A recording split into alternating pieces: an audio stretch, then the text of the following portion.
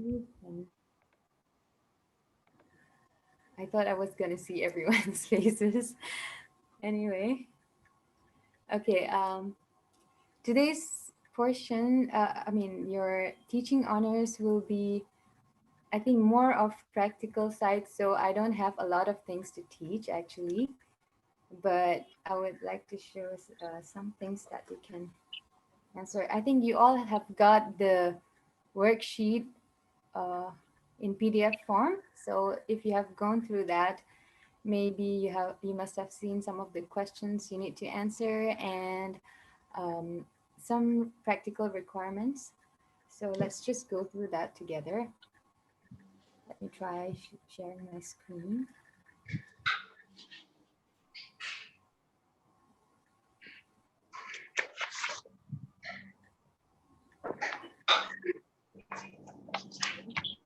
I can see that. I think your this honor is level 2, right? Ah?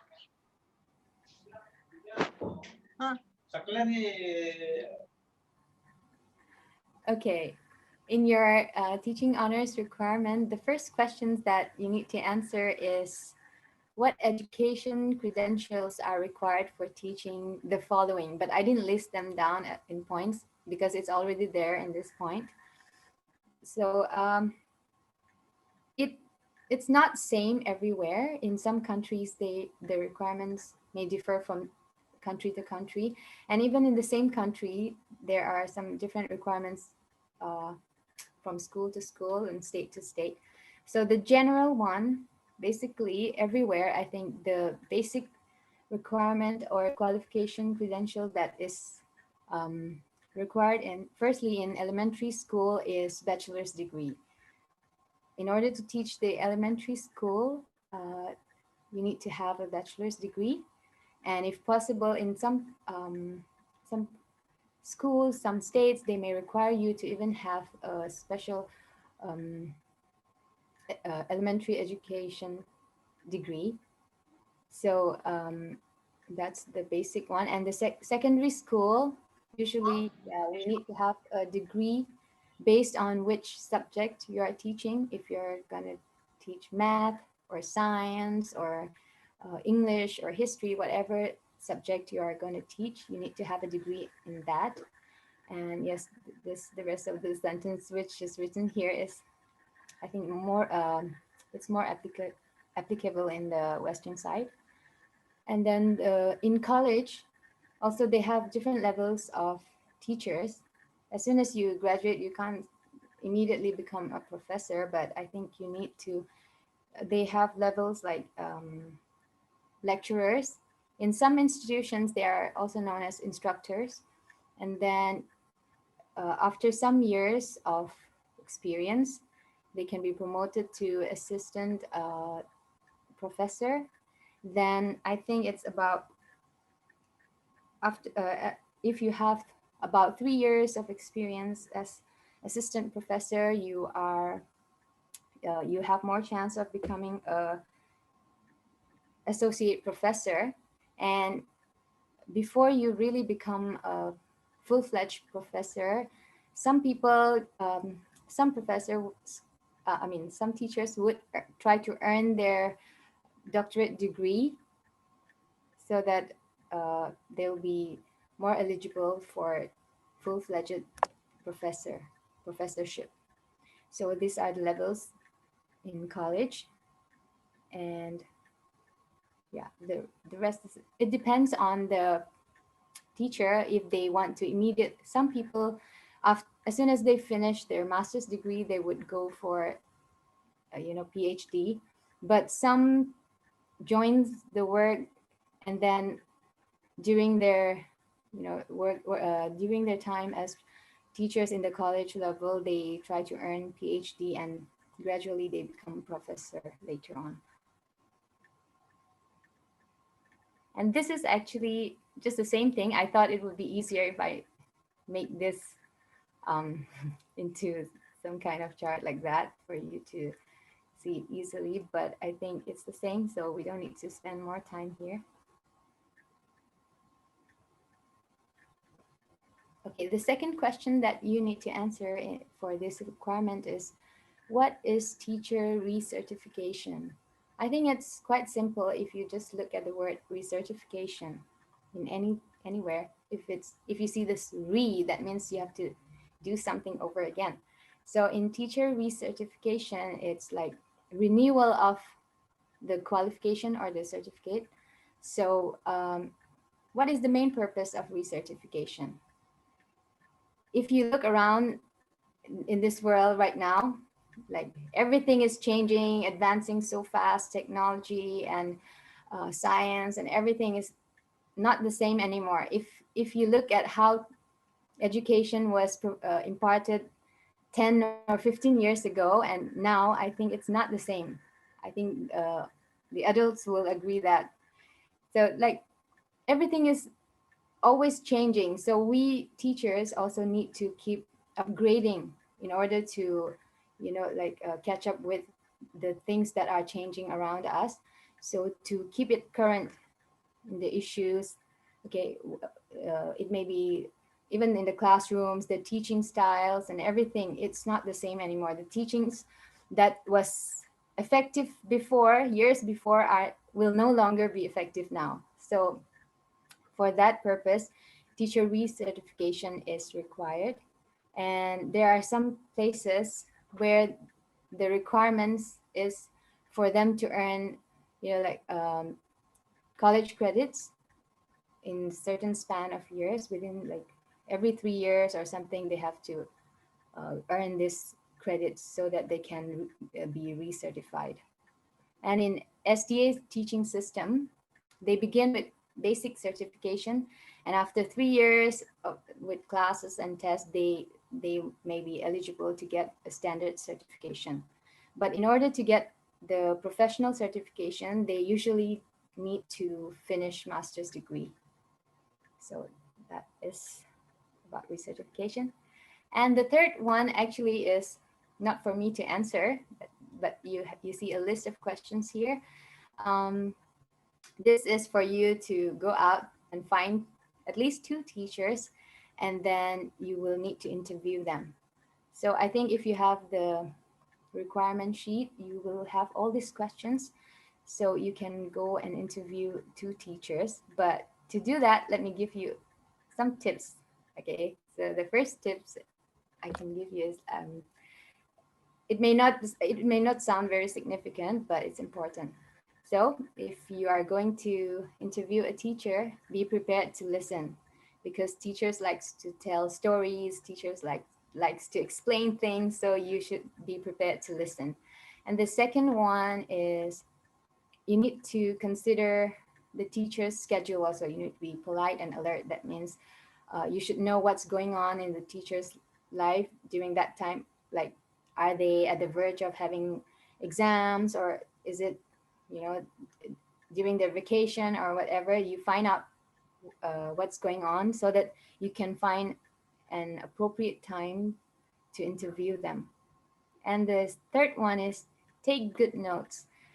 Teachers love it when you write down things, because they think that you are serious about what you're doing. So if you interview them and if you take notes, then maybe they would like it. And the next one is uh, if the teacher you're going to interview is okay with it, you can either record it in audio or video device. It's not exactly a requirement for you here to complete this honor, but it might be helpful for you in case while you're interviewing, if you missed out anything or if you didn't get the whole thing, if you can't remember everything, you can always go back to what you have recorded, and you can fill it up with that. And the last one is, since you are interviewing the teachers, you can take this as an opportunity to, if you haven't been a teacher, then there might be some things you want to learn from them. So you can always add your own questions to the questions which you already have here. You can add your own questions which you want to know. You can, like it said here, get your heart involved in the interview. Then whatever you want to know about teaching or about the teacher, if you are still young and if you think you want to become a teacher later on, maybe this is the time you can get some tips from the teachers who are teaching now. So these are some of the tips for your interview. And um, the fourth requirement you have is explore the Bible and the book education to learn what teaching methods Jesus used. And this means you really need to explore in these two books, Bible as well as education. So this is for you to do some reading, and then after reading you can come up with some methods which Jesus used. Maybe the books will not mention as, oh, Jesus used this method, but when you read you can know, like you can find out some of the things. I'll give you some examples. But after that you can prepare a 3-minute oral report, and that I think you can do it with your teachers. So let me give you a few examples here. What I have. Okay. Okay, Jesus' methods of teaching. I put it in a teacher's point of view. Okay, so the first thing is he gave the advantage of his own companionship or personal association. So Jesus first, he tried to build a relationship first with the disciples when he met them, and he always accompanied them. He had personal association with them, and he also tried to minister to their needs first, and then slowly they get connected, and that's how they form like a family and make it easy for him to teach them. It's the same in classroom. If you look at teachers, we always try to build a good relationship with the students, so that like we can trust each other, and they can start opening up to us, and it's easier for teachers to teach when you have a good relationship with the students. And the next method is Christ used demonstration methods. Okay, the ones I listed here is very, very like simple and just a few. You might find more than this. So, what did he do? How did he demonstrate? In his life itself, if you, we all know that he lived a perfect life. So, his life itself was like a demonstration for everyone to learn. And it's like an example for us already set. And you can read some of this Bible text that I quoted here. And he also, to be more particular, he also showed them how to be like a servant. When some of his disciples were fighting over like who will be greatest, and even when they had this communion service to wash their feet, they were waiting for each other to, like, who would wash whose feet and stuff like that. Jesus showed the humility. He became this like the servant, and he washed the feet of the disciples. So that was also a kind of demonstration. And also he demonstrated through miracles as well. When um, when he healed the sick on the Sabbath day, that was also like he had a purpose. That is like when the Pharisees or those people were questioning, they always say that if we do things on Sabbath, even healing was a sin, and things like that. But Jesus tried to teach them and tried to convey the message that when we do good things on Sabbath, it's not a sin doing good to others. So, like, that is also a kind of demonstration. And I think you can find more if you keep reading, but this is just one or two that I listed down. And the main method Jesus used was, I think, parables or storytelling. Now, like, if you go to schools, uh, you can see teachers using telling stories or illustrations like that. Even Jesus used this storytelling and parables method. He drew illustrations from people's life, like from the real events of people's life, so that they can like understand better. He used the facts of experience, which is familiar to them. So he used the context of that time so that the people from different walks of life can understand when he tells or when he tries to teach the lesson. So some of the examples of the parables are the lost coin, the prodigal son, the houses on the rock and the sand, and the parable of the sower. So this is just a few of the examples. You can find more, I think, and I think I have a few more. Okay, questioning method. This is very common even in the classroom now for teachers. Teachers always ask questions, right? Like maybe before starting the class, or in the middle of the class, or even at the end, to evaluate what they have learned and things like that. And even Jesus used the questioning method. It was not just to get answers from them. His questioning method was usually, okay, he used questions to stimulate interest. He used questions to clarify their misconceptions, and even to express his emotions such as disgust and amazement. And he used questions to introduce the things that he's going to teach, and the things that he's going to illustrate. So questioning method, if teachers can use, wisely, it's a very effective method. And the last one, actually, there's more, but okay, these are a few things that I listed down. We can say purposeful humor. Jesus also used humor, but he did not use it to entertain people, to make them laugh, and, not for those kind of purpose, but he used it, to get his points across. That means to make people understand what he's trying to say, but in a humorous way. And one example here is like when he questioned in Matthew 7, verse 9 and 10, which of you, if his son asks for bread, will give him a stone? Or if he asks for a fish, will he give him serpent?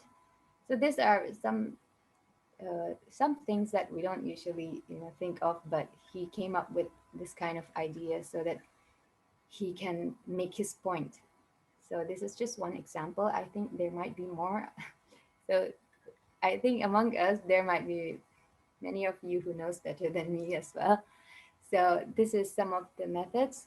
We can, I think, even include lecture method, because most of his teaching, I think, it's done in lecture method, but he always incorporate with different methods on top of lecture method.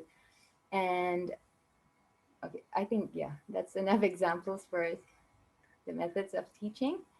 And I want to show you something.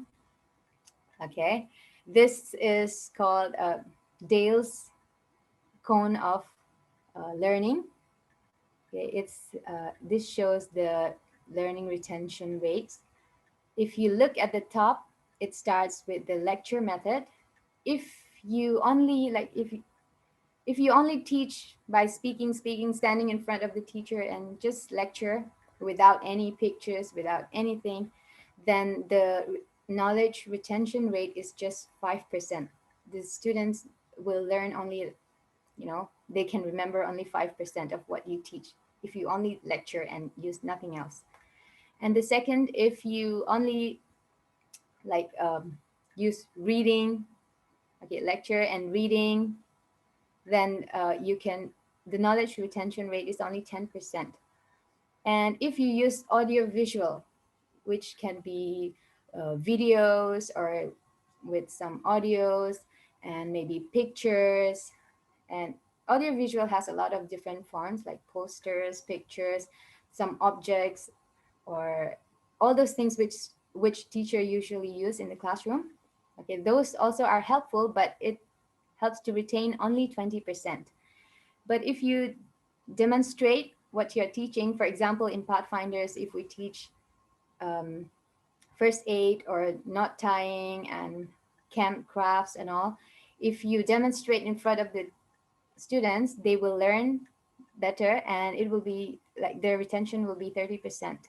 And if you have discussion, like in a class, if you discuss, in discussion, you bring out your ideas, you share with each other, exchange ideas. So you have 50% of knowledge retention rate. And the next one, if you just come down here, it's practical, oh, sorry, practice doing by learning by doing, I mean, sorry. And suppose, let's say you're teaching to make something. If you only show, maybe their retention rate will be lesser. But if you also let them do at the same time, you're letting them do as well as, like you're showing, then the retention rate is 75%. And the best one here is, if you teach others whatever you learn, if you teach others, you can have, you can retain that knowledge much better, 90%. So here, as a teacher, or, like as you all are going to do this honors, if you go and teach, I think you will learn much better than just listening and or doing the rest of the things. So this is just some extra thing that I just brought up, which I think is would you might find this interesting. So I just brought this up. And yes, the next one is, the next requirement is, if you are 16 years old or younger, do the following for a minimum of 40 minutes per week. So, okay, the first thing you can do is assist a teacher in designing and preparing a bulletin board. I'll just show you some examples. You can find a lot in the internet if you see. Bulletin boards are usually seen in the classrooms or in the hallways of the school or even outside.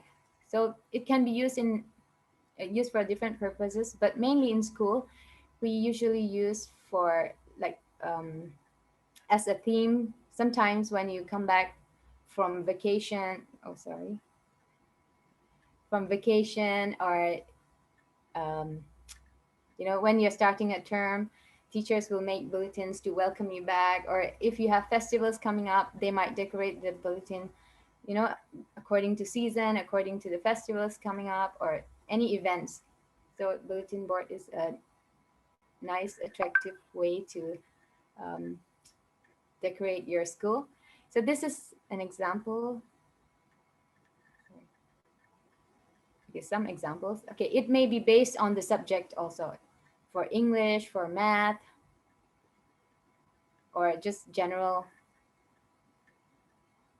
So these are just some ideas you can, or even in Sabbath school, some of them make. I think in Spicer also they used to have a bulletin just outside the church, so you can use these things, or you can bring up a lot of ideas to decorate. Okay, and the next one is assist a teacher in preparing learning aids. Now, learning aids is different from bulletin boards, because bulletin boards is just to decorate in the wall, and like, that's not the main purpose for it. Like, it's not for teaching. But in learning aids, that is mainly for teaching, what you're going to use when you teach. Like, for example, let me show you some things that I have here. Oops. Okay. It can be prepared from recycled stuffs, or some people would even buy new things, new teaching aids, but those are expensive. But you can always make from recycled, paper cups, or even ice cream sticks. I have something with me here. Let me just show you. Okay. Teaching aids can be even pictures in simple form. I'm just bringing a very simple one. You can see this. Okay, if you are teaching weather, rainy, snowy, cloudy, all this stuff. Okay, this one is one example. Or you can also cut out stuffs. If you are teaching the elementary school classes, then you can cut out letters like that in small, whatever ideas. That's up to your creativity. It doesn't have to be the same. And some teaching aids are already ready made, you can buy, but those are expensive. Like, for example, puppets, if you're teaching about animals, or if you're teaching about maybe vegetables or fruits. You can even cut out and make carrots like that with papers. Or you can even use real objects. Okay, it is still a teaching aid. Real object is very good and it's more effective actually. You can even make, some of these pictures of your students, when you want to teach anything, you can relate with any of your topics. So there are so many things available in the market as well as at home. If you have lots of stuff like this, tissue rolls, you can make something out of this. I'm just showing the material, but you can make something out of it.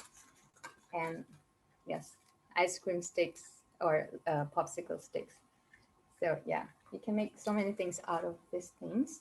So these are teaching aids, and a requirement for you is to make something, right? To assist the teacher in making those things. So you can even print out letters and make, a lot of letters, print out letters and cut out. These are very simple things. I know there are many more creative things out there. I'm just showing just a few. So yeah, let me see. Okay, that's one. Okay, you can even use the, you know, plastic bottle caps. People can bring up creative ideas and you can use those things. I'm just giving you some ideas so that you can make. Okay, and the next requirement is with the supervision of a teacher, teach a child or a class at least one concept. So it depends on what age you're teaching. If you're teaching lower level sections, I have few ideas, like just topics ideas. I mean, you can teach shapes or sizes, or you can teach living things or non-living things. You can teach addition, subtraction, weather or seasons, solar system, etc. You can make something, and if you teach with the teaching aids, it will be more effective. So even if you don't go to schools, I think you can do this if you have a sibling, younger sibling, or if you have, some kids around, you can teach them and finish this requirement, I think. So that's it. The number 6 requirement, I think Roland will take care of it. So yeah, that's all. Thank you so much.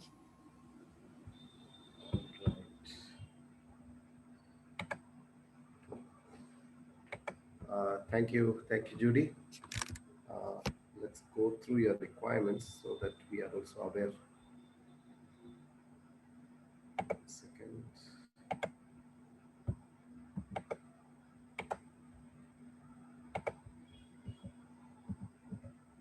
Any questions? Any questions for the teacher? Any questions you guys have?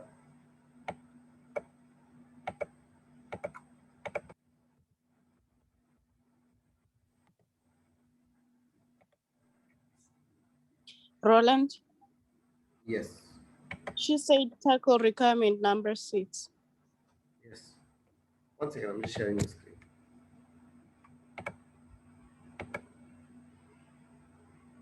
Okay. Can you guys see my screen? No. No.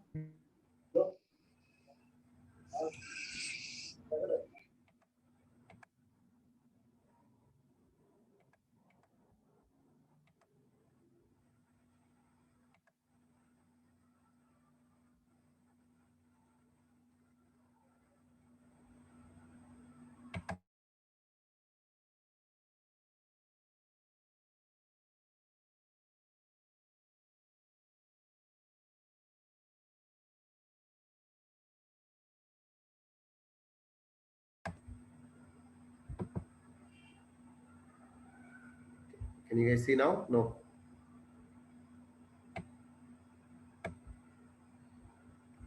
Yes. Yeah? Okay. Yes. So question number 1, 2, and 3 and 4 has been discussed. Correct? Now 5 and 6. 5 and 6, it depends on your age group.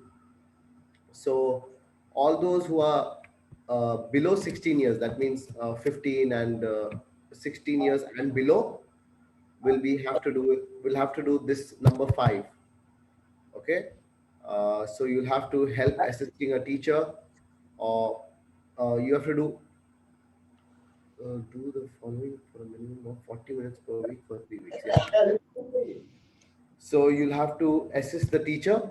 So you ask the assist the teacher in making a bulletin board, assist the teacher in preparing learning aids, and with the supervision of teacher, teach a child. So that is it.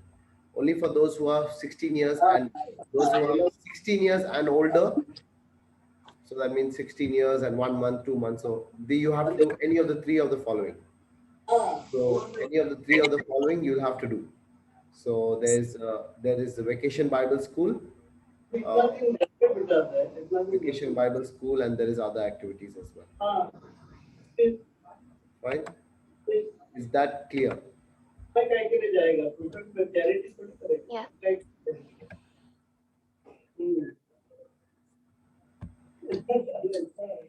Any questions regarding anything?